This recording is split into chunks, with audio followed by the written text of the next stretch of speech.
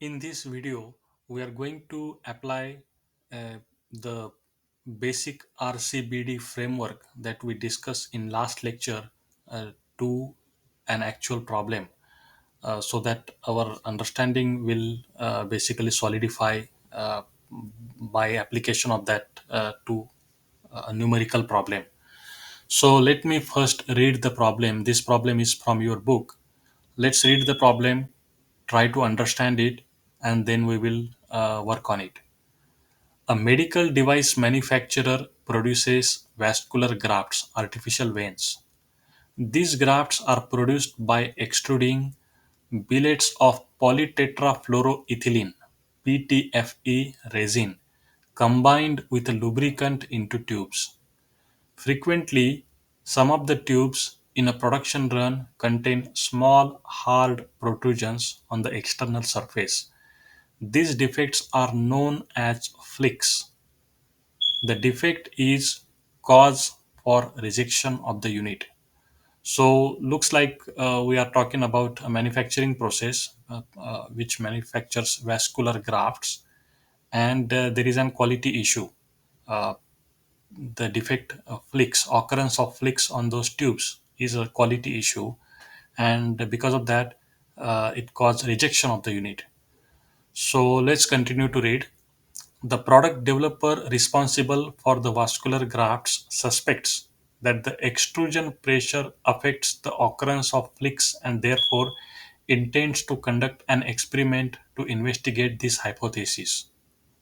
So the product developer thinks that the extrusion pressure used in this manufacturing process is causing may be causing this quality defect, right? So he or she wants to further investigate if his hypothesis is true or not. He wants to investigate that, and if possible make appropriate adjustments to the pressure so that improve the quality of the unit or the quality of the product on an ongoing basis. So that's good. However, the resin is manufactured by an external supplier and is delivered to the medical device manufacturer in batches. So, we're talking about raw material. The engineer also suspects that there may be significant batch to batch variation because while the material should be consistent with respect to parameters such as molecular weight, mean particle size, retention, and peak height ratio, it probably isn't due to manufacturing variation at the resin supplier and natural variation in the material. So, while we are interested in studying the effect of pressure on the quality, there is a nuisance factor, a nuisance variable, lurking variable in play. That is basically the different batches of raw material. There is a batch to batch variation that may also be causing some of these issues related to occurrence of flicks. So we need to, if we want to study pressure, we need to uh, block the effect of this raw material so that we can focus on the factor that we are interested in studying. Therefore, the product developer decides to investigate the effect of four different level of extrusion pressure on flicks using a randomized complete block design, considering batches of resin, different batches of raw material as blocks, which he or she needs to block and focus on the pressure. That's why we are this problem can be classified as the RCBD or the randomized complete block design. So the results of the experiments are shown in the following table. We look at the table. Now, note that there are four levels of extrusion pressure. So our factor levels or treatment level, which is designated by letter A, is equal to 4. And there are six batches of resin blocks or the levels for blocks, which is designated by small letter B, is equal to 6. Remember that the order in which the experiment extrusion pressures are tested within each block is random. we perform the experiments in a random order. The response variable. So, what is the response variable? How are we measuring the occurrence of flicks? So, the response variable is yield, or the percentage of tubes in the production run that did not contain any flicks. So, percentage of good product basically, which doesn't have any flicks, right? Percentage yield. So, here is the table. So, couple of points before we take a deep look at the table. To conduct this experiment as a RCBD, we have to assign all four pressures to each of the six batches of resin. Right? Each of the six batches of resin should be considered under four different extrusion pressures. Each batch of resin is called a block because it's a more homogeneous experimental unit. One batch is more homogeneous as compared to different batches, right? Uh, s- so, and we are going to apply all four pressures to each homogeneous experimental unit. So here is the table. We have all the experiments are performed. So first of all, look at the pressure levels: 8,500 psi, 8,700 psi, and so on and so forth. So four different pressure levels. And batches of raw material block, six different batches of raw materials. So total number of experiments, if you think about it, uh, is 4 times 6. So 24 unique experiments we can perform. For example, one experiment was performed at 8,500 extrusion pressure and first batch of raw material. Second experiment, 8,700 pressure and first batch of raw material. And they were all these experiments are performed randomly. And what this number means, 90.3, that is basically the yield, the percentage good product. 90.3% yield, 89.2% yield, and so on and so forth. So better the higher the yield, the better it is, because that means the rejection is lower because of the occurrence of flicks, right? And then at the bottom here, they summed all these observations, so block totals, and here we have the treatment totals. So let's take this problem to Excel where we can do calculations. So here are some manual calculations that are shown in the. This is from the book. Sum square total, sum square treatments, sum square blocks, sum square error calculations, and there are these outputs from the various statistical software. Design expert output. We have Minitab maybe output, but we are going to use Excel, right? So let's go ahead and enter this data in Excel. So I'm going to briefly pause this video and complete the data entry, and then I will show you the data once I enter that in Excel. Okay. So here I have uh, entered all the data in an Excel file. So let's look at the uh, data here. So we got the extrusion pressure listed. We have the batches of resin blocks, and we have uh, these yield values, the values for the response variable, percentage yield for each of the experiment performed under the unique conditions. Okay, so to perform the analysis of variance on this, we have to go to the data tab in Excel, and here you can select the data analysis option, and you will see under data analysis option we need analysis of variance. uh, can we use single factor? No, because there are two factors at play. One is the extrusion pressure and one is the block, the batch of resin. So we need to use, there are two factor ANOVA, right? There are two of them. So which one should we use, with replication or without replication?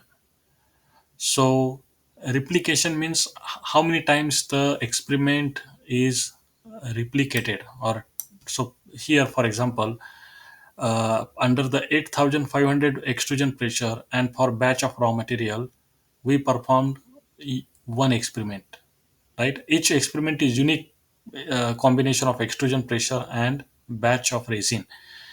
So we really did not replicate the experiment. We did not perform two experiments at 8500 psi pressure and batch of resin, right? We performed only one experiment. So we did not replicate the experiment. So it should be without replication. So then, okay. Then input range. So I'm going to select my input range. So let's see. I will select this whole table here, A1 to G6. Do we have, uh, in fact, I am thinking we need to make a couple of changes here. That may not work because we have two rows with labels. So let me do one thing. Let me unmerge this. Okay. Okay, let me make it a little big here so we can see. So now I can select this table as my input. So I'm going to go back to data analysis, ANOVA two factor without replication, and my input range is this. Okay. Do we have labels in our input range? Yes, we selected this column and we selected this row. So we do have labels for each of those factors. Alpha value of 0.05 significance, we always use, mostly we use that. So we are going to keep it default. And uh, output range where you want to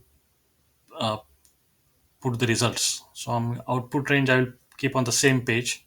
I'm going to select maybe somewhere here. Okay. And now everything is looks good. Just click OK. And here are our ANOVA results. So first, Excel does give you a nice summary here. So for example, under 8500 psi pressure, six experiments are conducted for that pressure. If we look at these, six experiments were conducted for that pressure.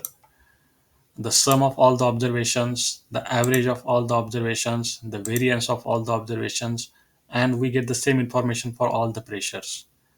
Then second dimension is batches of raw material. So first batch of raw material, total four experiments were performed, four. Then the sum of those results, average, variance, and all of that information for all the six batches. So that is nice. And then we have the actual ANOVA table. So here is our ANOVA table. Source of variation, rows. What we have rows in rows is pressure. So if we want to change that, pressure. And what we have in columns is resin batch, right? So three sources of variation: pressure, we have sum square, degrees of freedom, mean square, F value. So this F value is basically mean square factor, mean square pressure divided by mean square error, as we studied in the previous video, right?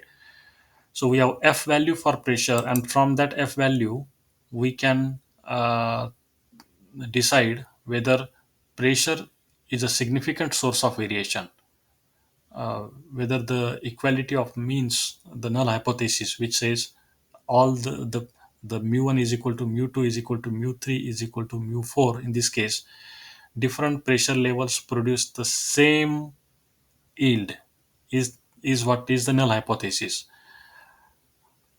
And the alternative hypothesis is no, at least one of them is different or they are significant source of variation. So that F value should be compared with F critical value, which is F critical value is on the F distribution chart. The alpha level, we selected alpha at 0.05, the significance 5%, 5% chance of error, right? 5% chance of error. So that F critical value at 5% chance of error is 3.287.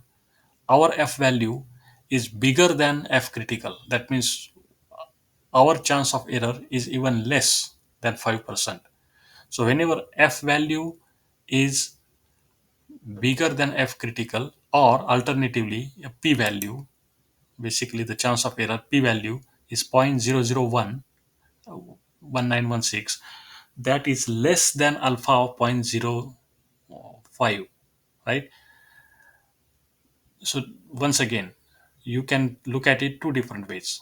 First, if you want to compare F value, the F value for our problem for pressure to F critical value, then our, as long as our F value is greater than F critical, the pressure is the significant source of variation. Or alternatively, if p value is smaller than the alpha value, which this is, then once again the same conclusion. So here I can write significant source of variation. Or another way to say this is null hypothesis should be rejected.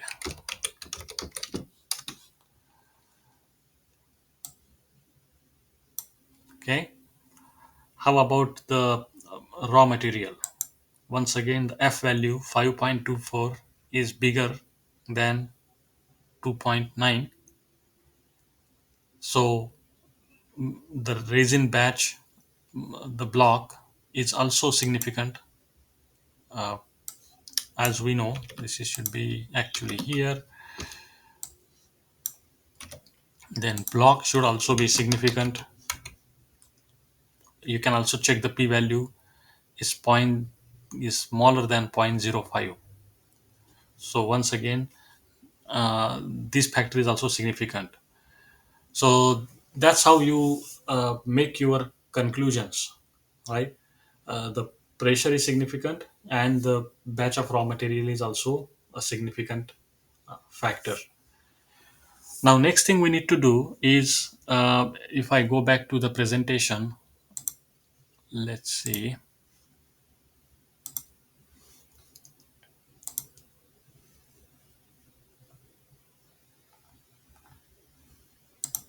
So here are these similar results. As you can see, the 8.1 p value for the f value for the model. So same, and even manual calculations, you will see our values should match up wherever they are listed. This is better table to look at. F ratio is 8.1 and 5.2. We got the same results. We get the same probabilities. So far so good. Now next thing we need to do is the check the residuals, right? Residual analysis, so that uh, they are not. We want to make sure that our residuals, the residuals for this problem, they are not violating the assumptions, such as normality assumption, constant variance assumption. Uh, those things we need to check. If the residual analysis violates certain assumptions on them, then the results of our analysis of variance may not be reliable. We need to do something about that. So we want to plot these charts, normality chart for residuals, then residuals versus predicted chart. But before we plot these charts, we need to calculate the predicted values. That means these are the actual values here, right? But if we form a mathematical model based on ANOVA, what would be their predicted values? If we repeat this experiment, what value is predicted mathematically? And those are going to be different than actual values. And the difference between the actual values and the predicted values will be the error, the residuals, right? And those residuals should be random. They should be normally distributed. They should be random. They should not. There shouldn't be any specific pattern among them. Also, the constant variance assumption, or any chart that we look at, residuals versus predicted, or residuals versus the block, or residuals versus the pressure, they should have a random order here. No specific pattern like a funnel shape or things like that. So why don't we calculate the predicted and residual values first, and then we'll plot them on chart. So let me go back to over here. So I'm going to open a new sheet here to make those charts. We need to organize the data differently. So I'm going to create a bunch of columns in my chart here. So let's say one column is for pressure, another column is for a resin batch.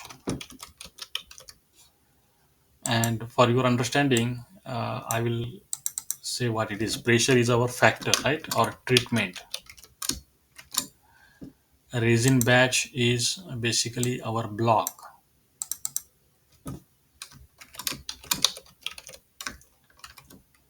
Then we need actual yield, the actual values from those experiments, right? The response variable, actual yield. And we also like to calculate predicted yield, and then the difference between actual yield and predicted yield will be residuals or errors.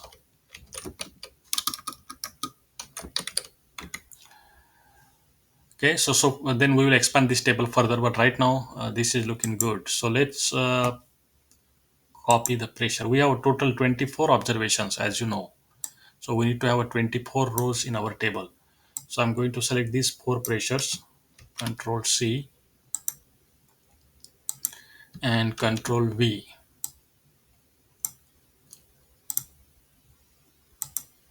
And we have to repeat them 6 times for 6 batches. 2, 3, 4, 5, and 6. Okay. So we have 24 rows in this table. Then resin batch. So these first four observations, they belong to resin batch 1. So 1, 1, 1, 1.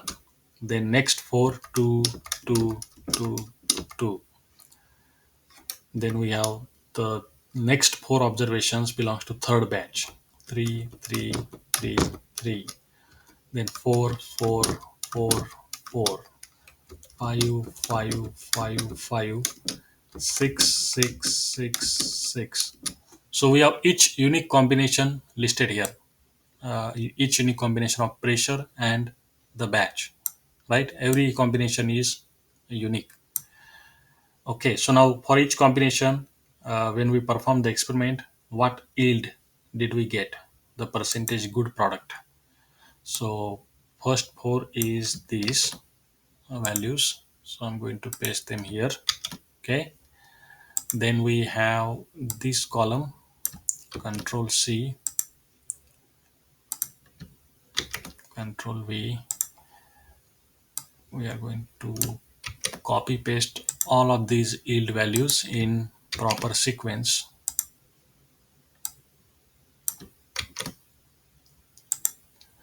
The important thing is to make sure that this combination perfectly matches with each other.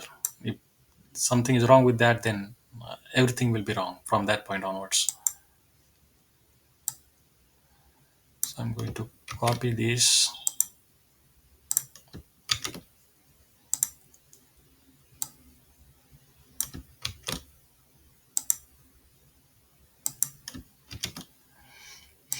Okay, so we got the actual yield. Then predicted yield is what we want to calculate. So there is a formula for that. Uh, Before I go ahead and explain that formula, I want to write some averages here. For example, I want to take average of all these four. We actually have those values here, 92, 91, right? So I will write it like here. I can say in the average, in parentheses, I can say y I dot. Okay, that I dot should be actually a subscript. So what does that mean? That means I refers to the pressure level, like I is equal to 1, 2, 3, 4, and dot. Actually, this should be y bar. Y bar.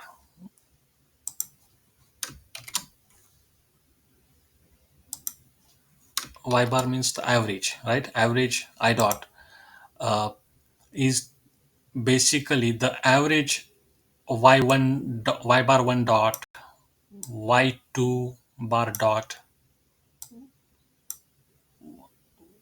y bar 1 dot, y bar 2 dot, y bar 3 dot, and so on and so forth, right?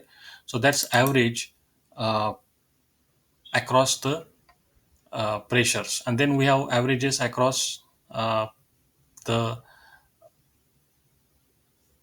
resin batches. Those are called as y bar. Now we are not summing across I dimension. We are not uh, we are taking the average for the first batch of raw material, right? So y bar, the way to say this is, let's see. So I'm going to y bar dot j. Why dot j? Because the j represents the I represents the pressure, the first dimension, and j represents the batch. So here the j is not changing. When we take average of these four for the same batch, only we are taking average across the pressures, right? Across the pressures, not the batch is same. So that's why this is y bar I dot. These ones are y bar dot j, like y bar dot 1 first batch, y bar dot 2 second batch, and so on and so forth. Uh, Not worry too much about it. What I am trying to say is we want averages across the batches, and we want averages across the pressures.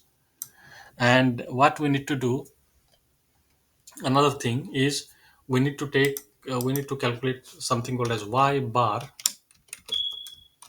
dot dot, which is the grand average of all the observations. So let's do that here, equal to average, and we can take average of all these observations.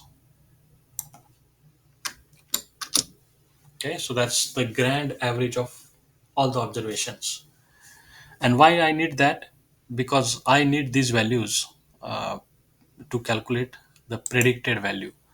So predicted value, I guess we need a few more columns, so it will be easy for us to do those calculations. So here I'm going to list y bar I dot. Actually, bar means I need to put a line on top of y, but in Excel it is difficult to do those things. So I just wrote it here bar, right? Uh, okay, so let's copy y bar I dot. So we need for these four, and then we can repeat, copy paste those repeatedly, right? So y bar I dots are those here. So these four. So Control C, copy, Control V, then Control V, Control V.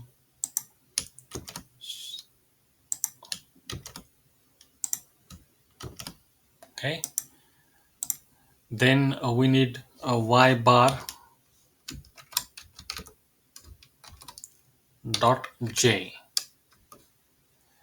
So those are 1 2 3 4 5 6, and here are those y bar dot j, right? So for every time we have a first batch of raw material, this is going to be our uh, y bar dot j. So first 4 is the first batch of raw material. So for first 4, we're going to paste that, correct? Then take the second one here, control C, and that is for next 4, that. Then the 91, that is for next 4. Okay, then we take 90.55 here,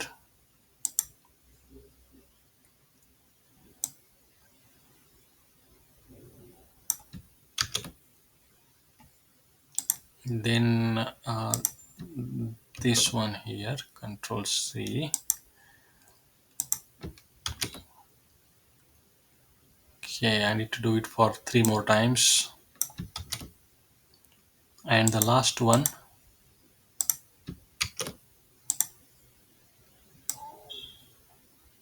for last 4.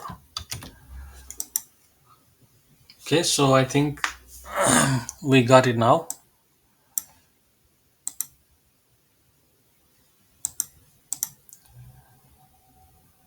So all y bar I dot and y bar dot j are listed.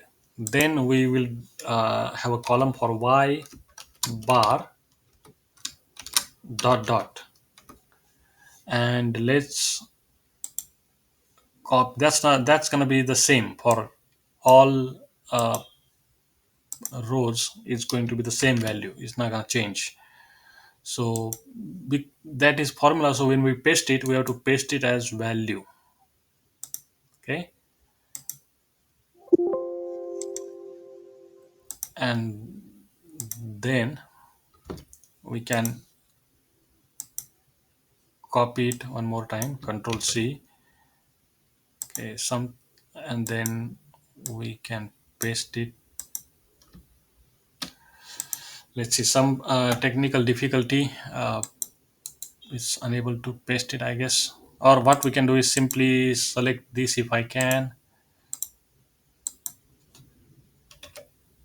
I guess I have to, somehow that cell got locked here.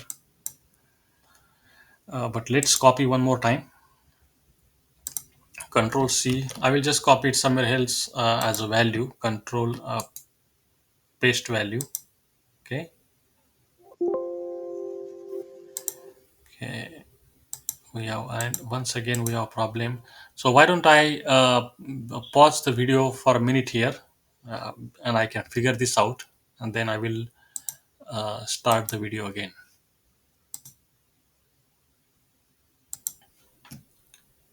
So here I have copied all the y bar values, and as I was saying before, those y bar values 89 point whatever that 79583 should be same. The grand average for all the 24 observations should be same. So with this, now we can calculate predicted values. How do we do that?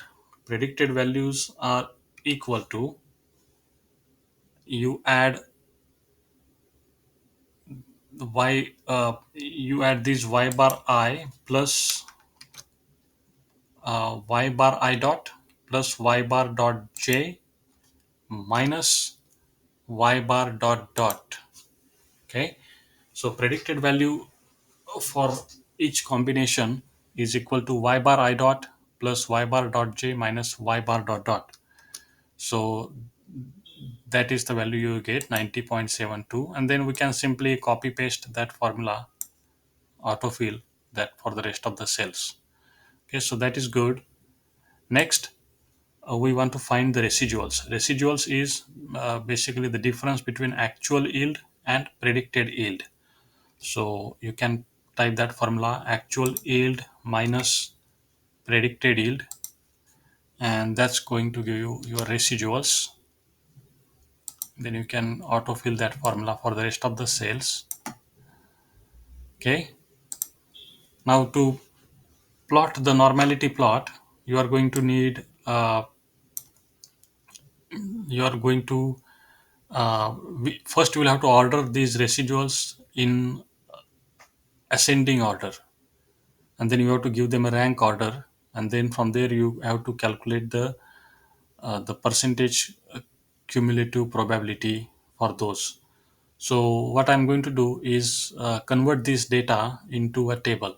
So you can click on any of the cells within this data, then go to insert and click on table. So my table has headers. Yes, our table has headers. Okay, so here we go. We converted our table into our raw data into a table. Now it is easy. Why did I convert this into table? Because now it is easy for me to sort and do the different things, right? So for example, I want to sort this table based on residuals. So sort smallest to largest. Okay, so we sorted them. Then we can create a column called sort order, and that is 1 2 3. So basically that is a sort order is from lowest to highest, 1 to 24. Then we can calculate the percentage cumulative probability. Okay, and the formula for that is to calculate percentage cumulative probability for our normality plot. The formula for that is equal I minus the sort order minus 0.5 divided by the total number of experiments, which is 24. So sort order minus 0.5 divided by total number of experiments. Okay, and of course since we want that in the form of percentage, we need to multiply that by 100.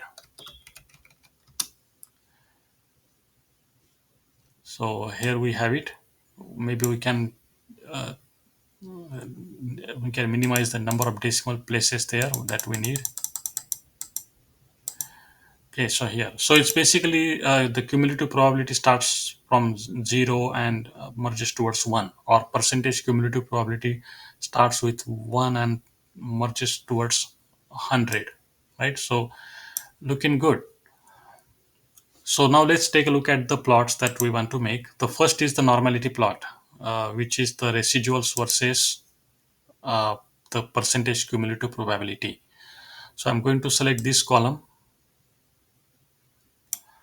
then press and hold the control key and select this column,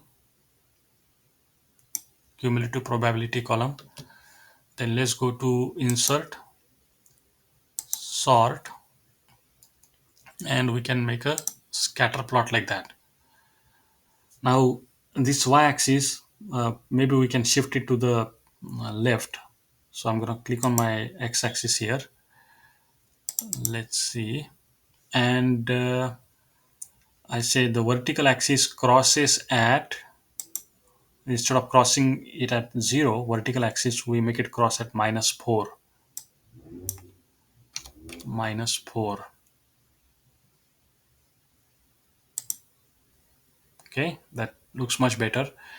Also on y-axis, since the percentage cumulative probability can only go up to 100%, we should change that scale too. So I'm gonna say I double clicked on y-axis, and here I'm gonna change the scale to 100. Okay, now uh, this is good. We want to check the normality. So first I will change the chart title here, normality of residuals. Okay, and what we can do is we can add a trend line. So we can select these points, then right click, and we can add trend line. We want to add a linear trend line. So here we go.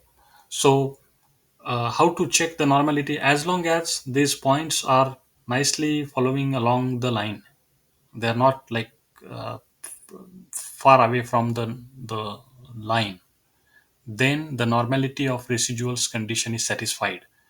Another way to look at it is if you use a very thick pencil and put it on this line, and if all the points are if they're hiding under the pencil, then normality condition is satisfied. So that looks like though, right? The points not like very far away from the normality line. So we can say based on this plot, the conclusion is normality of residual condition is satisfied. So that's one chart. Okay. Next chart, let's see what other charts we want to plot. So that was the normality of residuals. Then predicted versus residuals. And why do we need to plot that chart? We want to see that there is no specific pattern for those points. They are all randomly dispersed all over the place. So let's do that. Residuals versus predicted. We need to go back to the Excel spreadsheet. Okay, we have residuals. We need to select residuals. Well, we can select the predicted here. They are next to each other, so we just need to select both row columns. Insert chart, and here is the chart. Now, uh, if we look at the chart here, the predicted is on x-axis and residual on y-axis. So I think we have the same thing: predicted on x-axis, residuals on y-axis. We can make some changes to make the chart look like what is there. For example, x-axis, we can make it cross at -4. So double click on y-axis and make the horizontal axis cross y-axis at -4. And here we are. uh, as you can see, this plot is residuals versus predicted values. And there is no pattern in this chart. There is no like the funnel shape that we see. So the assumption on constant variance is satisfied, is the conclusion of this chart. So that's one chart. Let's make all the charts that we can make. Okay, so next is going to be, let's see,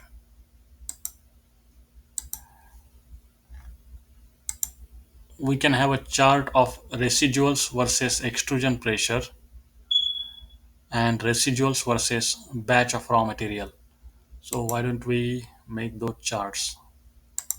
Residuals versus extrusion pressure. So I'm going to select this column, control button, press and hold, and pressure. Okay, insert chart, and we want residuals. If I am residuals on y-axis and pressure on x-axis, and that's what exactly we have. So only thing I can do is place my x-axis at the bottom here. So to do that, I may have to go full screen once again. Okay, uh, horizontal axis crosses vertical axis at -4. Okay, so as again, once again, no pattern we see in that chart. No significant like a, generally if you see, mainly if you see a funnel shape like this, then what that means will be the constant variance assumption will be violated. So this one is residuals versus extrusion pressure. Okay, so that chart can go somewhere here. Then we can make another chart, residuals versus the the resin batch. So select residuals, control key press and hold, and resin batch, insert and scatter plot. uh, Adjust our axis. Let's make sure that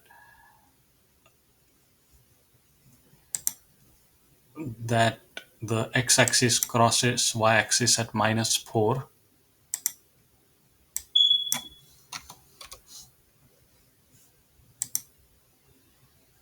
Okay, once again, no specific pattern, so that is good. That's good. All the charts we want no specific patterns. This is residuals versus resin batch.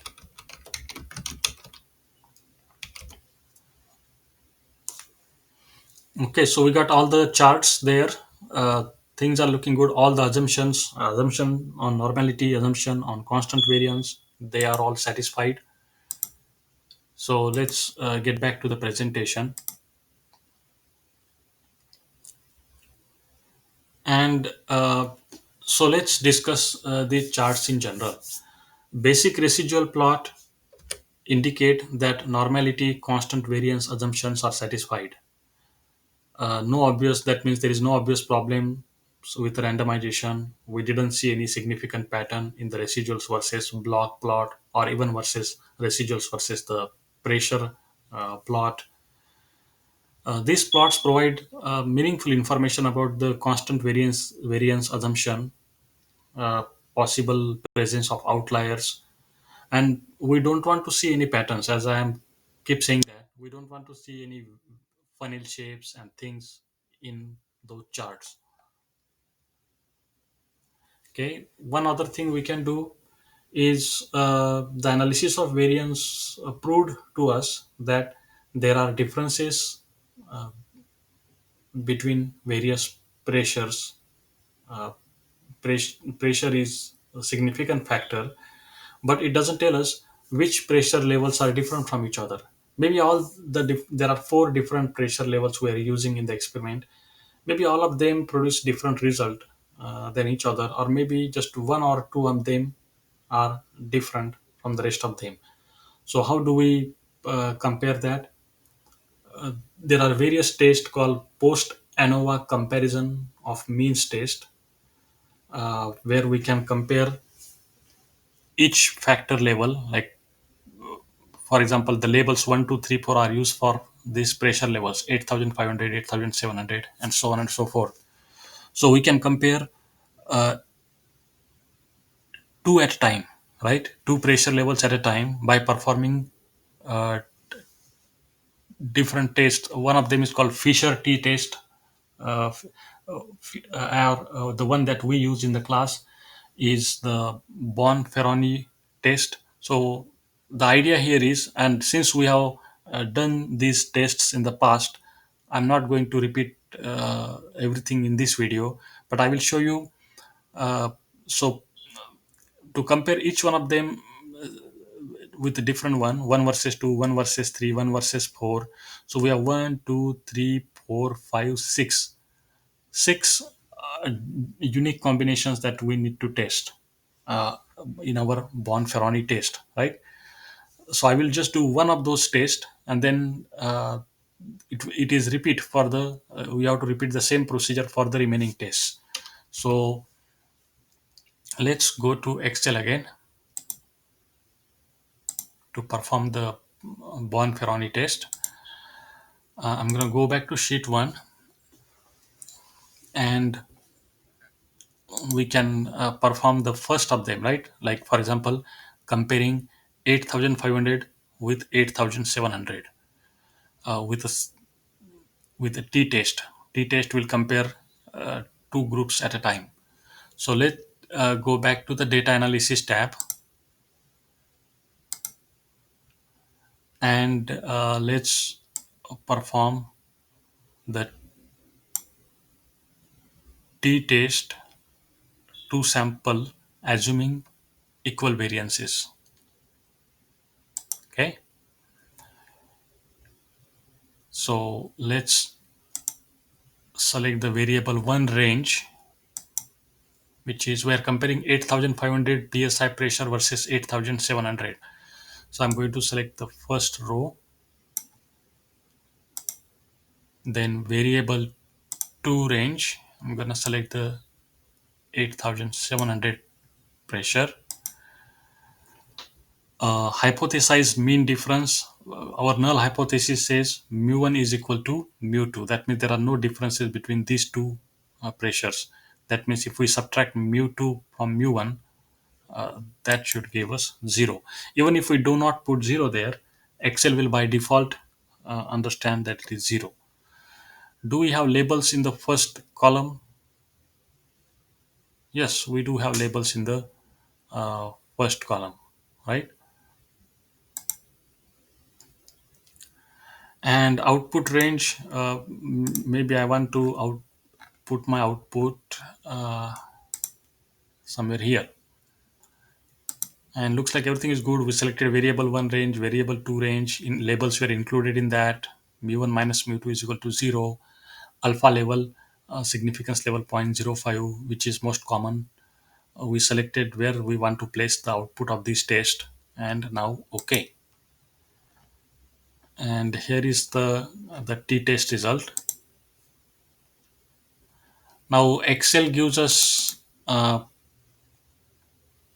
one tail as well as two tailed t-test, but we are interested in only two tailed t-test because our alternative hypothesis is mu1 is not equal to mu2. That's why we use two tailed test. If our alternative hypothesis was, let's say, mu1 is greater than mu2 or mu1 is less than mu2, then we should be using one tail t-test. So I'm gonna blacken this out. We don't need to see them. Okay, let's me hide them. So here we are, 8500 versus 8700. So the calculated t value is 0.491768, and t critical value is 2.22 on the t distribution chart. So if our t value is less than the critical t value, then we can't reject null hypothesis. That means there are no differences. And that seems to be true in this case because the t stat is 0.49 and this is 2.22. Or alternatively, you can use the p value and compare it with alpha value. Alpha value is 0.05. Okay.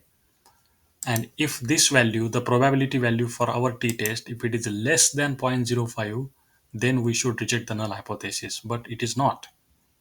That means we can't really reject the null hypothesis. That means there are no differences between 8500 and 8700. So that's a bond. That's the t-test. But if we want to apply a Born-Ferroni correction, what we need to do is we need to adjust this alpha. How we adjust that? We need to divide it to just making the t-test more stricter by applying Born-Ferroni correction. So we need to adjust our alpha by dividing it by number of individual comparison tests we need, right? So we are, if as we see here, we are going to need 1, 2, 3, 4, 5, 6 tests. So going here, we need to adjust our alpha value.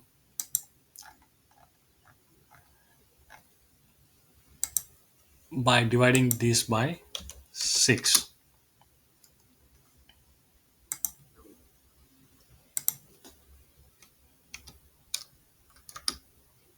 So not only we want to compare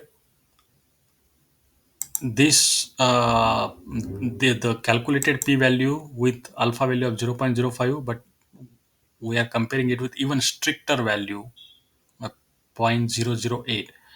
And as you can see here, the 0.633 is far greater than 0.0083. That means the p-value, based on the p-value, null hypothesis cannot be rejected.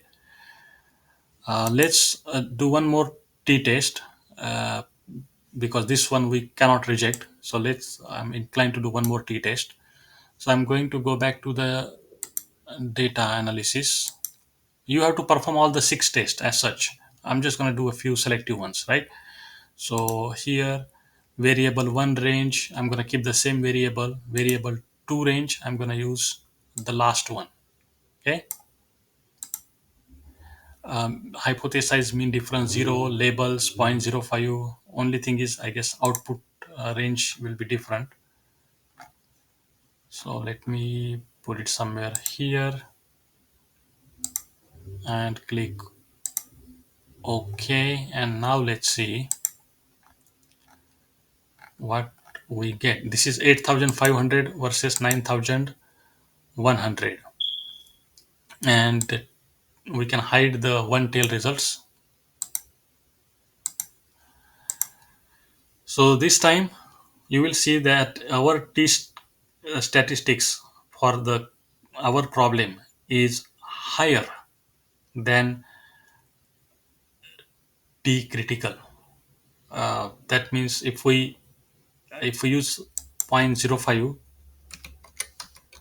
alpha value, if you don't use the stricter alpha value, if you don't apply the Bonferroni correction, so zero point zero 0.05, if you compare that with the p-value here, 0.02, so if it was a simple t-test between these two variables, we would have to reject the null hypothesis, which is because the p-value is less than alpha value. And uh, the other one is the t statistics. The alternative way to look at it is the calculated t statistics is higher than the critical value of t at zero point zero 0.05 alpha, 2.22. If we apply Bonferroni correction, divide by 6. Now because we made it very strict, 0.008, our p value is not, it was less than alpha, but it is not less than, this is stricter value of Bonferroni correction. So under these strict conditions, we cannot reject the null hypothesis. So that's how you perform these 6 tests to see the post ANOVA comparison of means. So that is that. Uh, and you have to perform in the homework problems, you will have to perform all the 6 tests or whatever number of tests, depending on how many levels of factors that are given in that problem. So I guess this is where we can conclude the RCBD, randomized complete block design problem. All problems are similar to each other. There will be different problem, but the process, you have to uh, put the data in Excel first. Then you have to perform analysis of variance using the data analysis tab, and based on that, you can determine which factors, whether the factor is significant, whether the block is significant or not. Then you have to perform the residual analysis by making different charts. And lastly, if asked to do post ANOVA comparison of means, then you have to do the bunch of t-test using the Bonferroni uh, correction. So that is all about RCBD. I will stop this video, and in next video we will discuss Latin square designs. Thank you.